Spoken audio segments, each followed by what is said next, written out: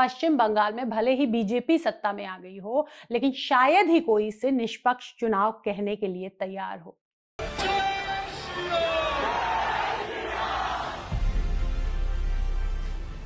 चुनाव में केवल बीजेपी नहीं लड़ी, बल्कि उसके साथ चुनाव आयोग, सुप्रीम कोर्ट और केंद्रीय बल यानी कि सेंट्रल फोर्सेस से लेकर तमाम सरकारी एजेंसीज भी शामिल थी। काउंटिंग सेंटर्स पर बीजेपी का पूरा कब्जा था और वहां संचालन चुनाव आयोग नहीं, बल्कि बीजेपी और उसके नेता कर रहे थे।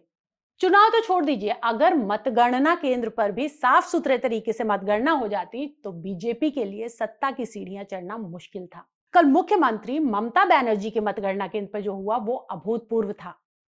एक मौजूदा मुख्यमंत्री को भी मैनिपुलेशन के जरिए हराया जा सकता है, ये किसी ने सपने में भी नहीं सोचा होगा। लेकिन कल बीजेपी ने वो काम भी करके दिखा दिया।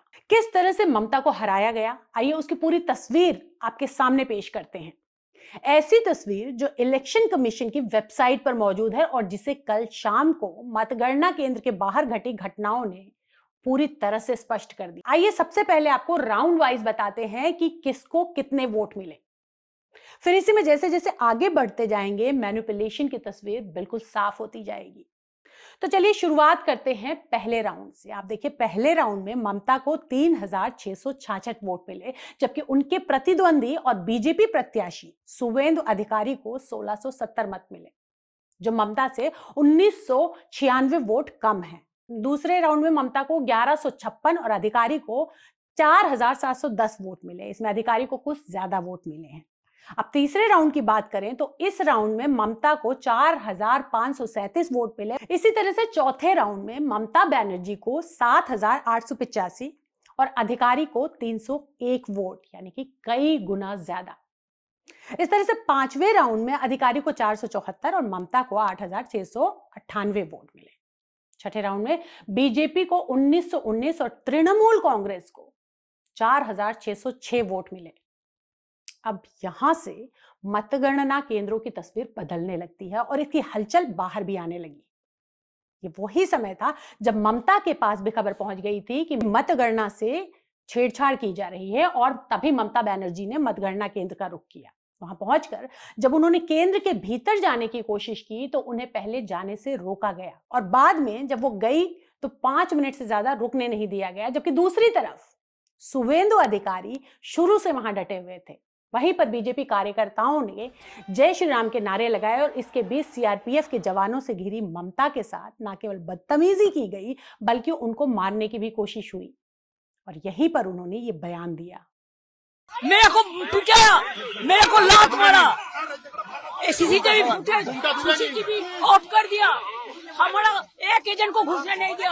हमको भी, हम 5 मिनट के लिए घुसा था। मैंने रिक्वेस्ट किया था कि हमारा एजेंट को घुसने दीजिए। DO assured me they will be allowed. After that he is not available. Nobody is available. But I complained everywhere. और फिर ममता भी निराश होकर लौट गई और उनके मतगणना एजेंट भी चाह कर कुछ नहीं कर पाए। इस तरह से पूरे केंद्र पर भाजपा के लोगों का कब्जा हो गया। और फिर अगले 14 राउंड की जो तस्वीर आई वो बिल्कुल बदली हुई थी। चलिए उसके भी कुछ राउंड के वोटों को दिखा देते हैं। 7वें राउंड में अधिकारी को 4296 और ममता को 2274 वोट मिलते हैं। इस राउंड तक अगर हम देखें तो अधिकारी का वोट 15451, जबकि ममता बनर्जी के कुल वोट 32822 थे। 8वें राउंड में अधिकारी को 4577 और ममता बनर्जी को 2700 वोट मिले। 9वें राउंड में सुवेंदु को 4458, ममता बनर्जी को 2806 वोट मिले। 10वें राउंड में अधिकारी को 4521 और ममता बनर्जी को 2810 वोट मिले। और इस तरह से 20वें और आखिरी राउंड में अधिकारी को 73463 और ममता बनर्जी को 58449 वोट मिले और बीजेपी 15105 वोटों से जीत गए। मतलब सुवेंदु अधिकारी ने न केवल लीड प्राप्त की, बल्कि उनकी ममता से बढ़त हर राउंड में तकरीबन दुगनी रही। अब कोई अनाड़ी भी समझ सकता है कि जो ममता पहले 6 राउंड में दुगने तिगुने नहीं बल्कि 10 गुने के अंतर से आगे थी, वो छठे राउंड के बाद कैसे किसी एक में भी बढ़त में जाने की बात तो दूर, हमेशा आधे पर आ गई। इस तरह से ममता की सीट पर बीजेपी की तस्वीर की कहानी बिल्कुल साफ हो जाती है। अभी भी अगर कोई बंगाल के चुनाव को फेयर मानता है तो उस पर सिर्फ तरस खाया जा सकता है।